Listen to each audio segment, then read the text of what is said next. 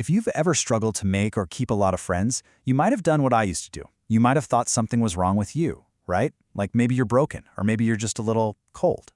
But then I stumbled upon some research from places like Harvard and Stanford, and it completely flipped that idea on its head.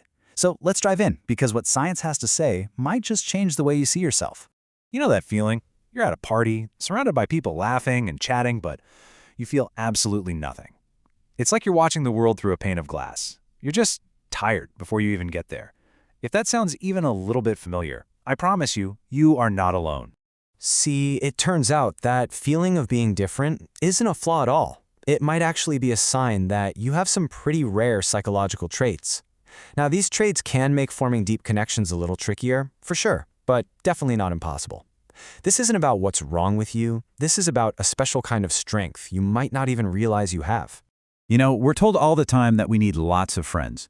But the Harvard Grant study, which is, by the way, the longest study on happiness in history, we're talking 75 years, it found something incredible. The single biggest predictor of our well-being wasn't the number of our relationships, it was the depth.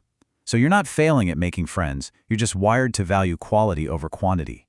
And think about the investment that takes. Researcher Jeff Hall found that it takes, on average, 200 hours of quality time to form just one close friendship. 200 hours! So if you only have 2 or 3 really close friends, you're not failing. You just aren't willing to call someone a friend after a cup of coffee and a few text messages. That's not a weakness. That's discernment. So why are you like this? Well, it's not just about being selective. It's about how your brain is actually wired. You literally have a brain that craves something deeper.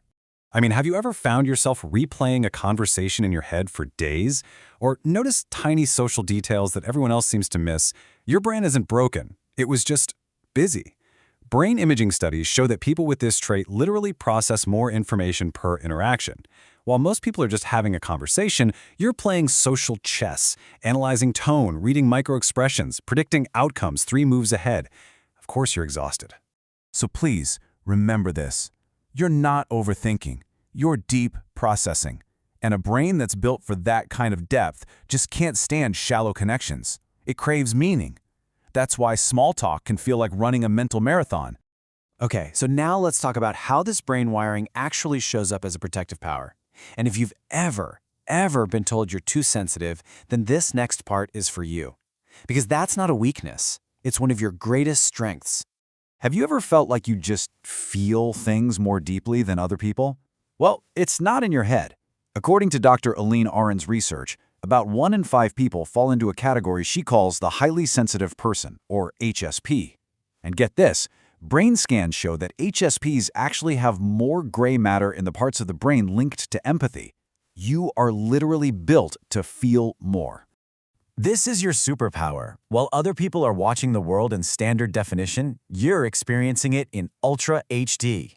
You're like an emotional antenna, picking up on signals most people don't even know exist. And this trait actually helped our ancestors survive. The one who noticed the tiny rustle in the bushes was the one who lived. So you're not too sensitive, you're highly attuned.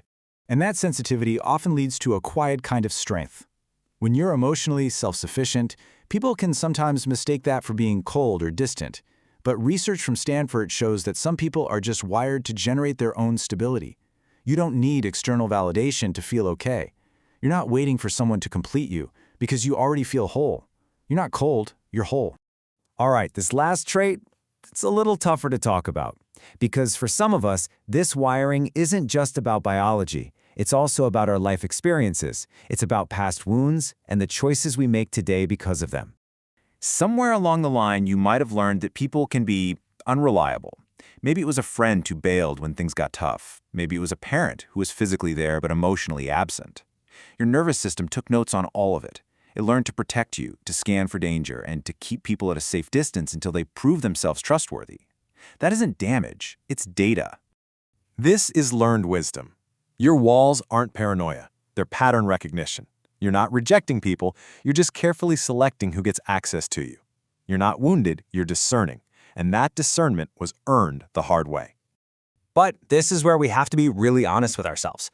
There's a fine line between protecting your energy and avoiding connection altogether. The first is choosing solitude to recharge, and it feels like peace.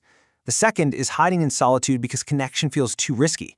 And that can feel like a prison you built for yourself. And so that leads to my final question for you. And it's one only you can answer. Are you truly protecting your energy, or are you avoiding the vulnerability that real connection requires? Be honest with yourself, because the answer, it really matters. If any of this resonated with you, I want you to leave with this one thought. You are not broken. You are not antisocial. You are not too much, and you are not too little.